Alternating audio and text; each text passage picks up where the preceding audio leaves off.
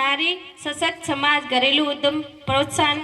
इस प्रोग्राम में ये सिखाएं कि एक तो हमारे यहाँ साकर रोटी बनती है, वो साकर रोटी आज तक मार्केट में भी नहीं आई है और ना ही किसी को पता है, ज़्यादातर नहीं है, बहुत कम। हमारे यहाँ क्या क्या है कि बेटी की शादी होती है ना, फिर पावने आते हैं तो उस टाइम पावनों को खिलाने के लिए वो साकर की रोटी बनाई जाती है और उसमें है ना पानी बिल्कुल नहीं मिलता है, मिलाया भी नहीं जाता एक बूंद भी, ओनली घी शक्कर और मैदा होता है या फिर गेहूं का आटा, उसकी बनाई जाती है।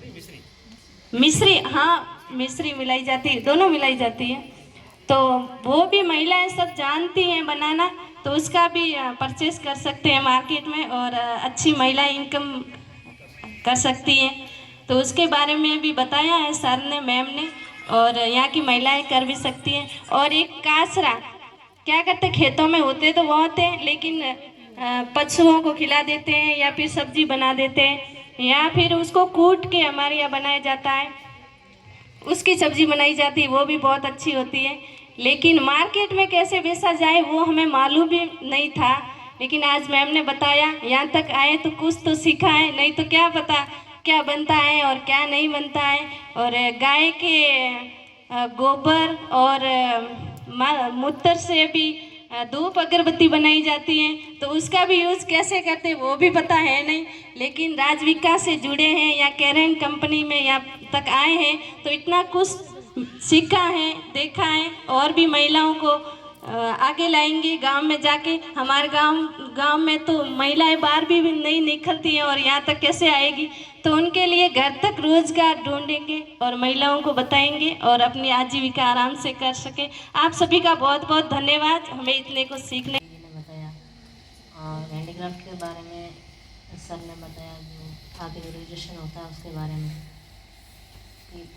आप खुद अभी कुछ कर रहे हो घर से, कुछ क्या कर रहे हो आप?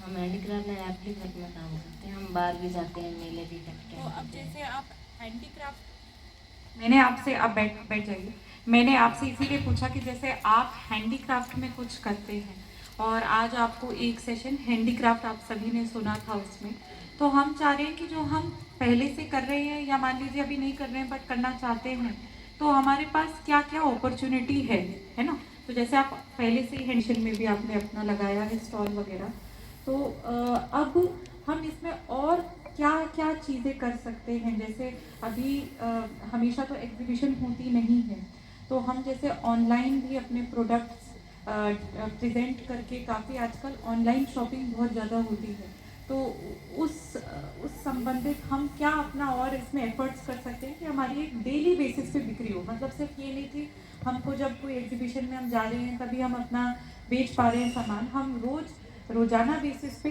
कैसे बेच पाए। तो इस पे ऑनलाइन मार्केटिंग में हमने कोई सेशन अभी दिया है या अभी देना है, क्या है? ऑनलाइन मार्केटिंग में भी चर्चा किया मैम। हाँ, हम लोग कैसे अलग अलग प्लेटफॉर्म पे सेल कर सकते हैं उसको। हाँ। वो भी कर सकते हैं। तो वो मेरे ख्याल से क्योंकि जो कर रहे हैं उसको और बेहतर या और आगे कैसे ले जाएं, इसलिए हमने ये सोचा था। और जैसे कोई इससे जुड़ना चाहता हो तो अभी भी आपको अगर लगता है कि हमें